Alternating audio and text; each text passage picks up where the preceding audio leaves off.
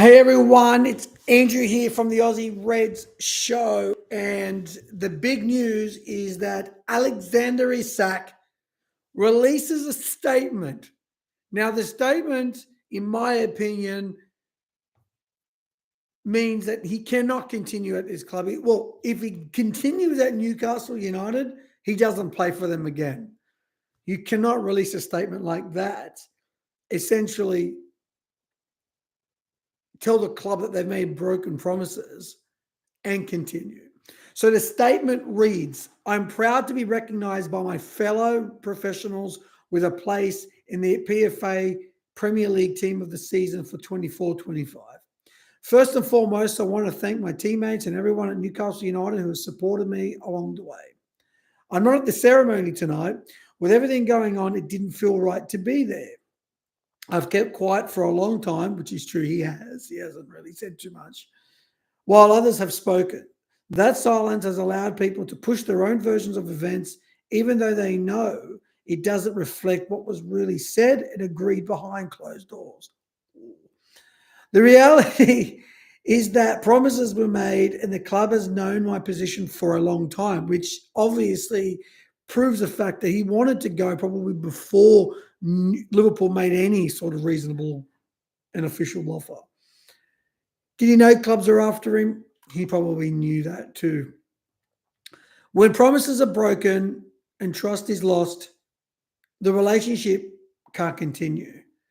That's where things are for me right now and why change is in the best interest of everyone, not just myself. Alexander Isak. Look, for me, guys, there is no way back here. There is no way back. There is no world where Isak plays for Newcastle United after that. He basically said there's all these broken promises.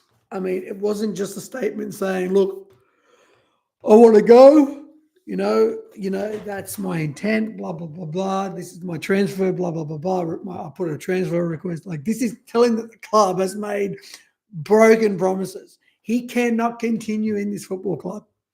It's just not going to happen. And whether Liverpool gets him now or whether Liverpool gets him next transfer or maybe in between in January is unknown, but I think Liverpool will get him. I think it's pretty much dead on odds now for Liverpool to get him. So for me, it just means that Liverpool know now they're going to get him. It's just a matter of time.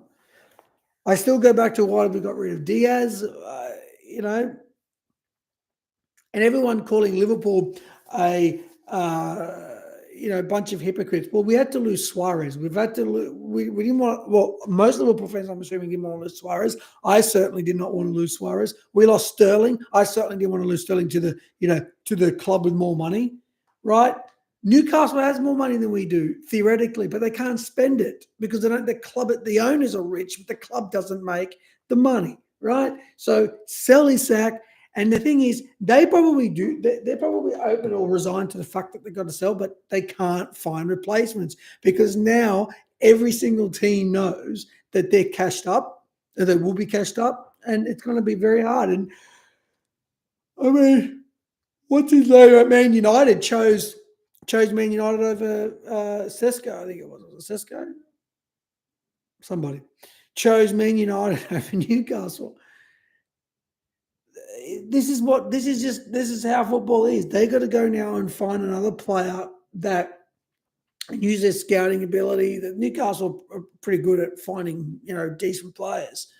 So they will find somebody, but I don't understand how you can find anybody unless they sell them anyway. Now, I know that sounds hypocritical. When I've talked about why we've sold Diaz and why we've sold Nunez when we haven't got like a proper placement.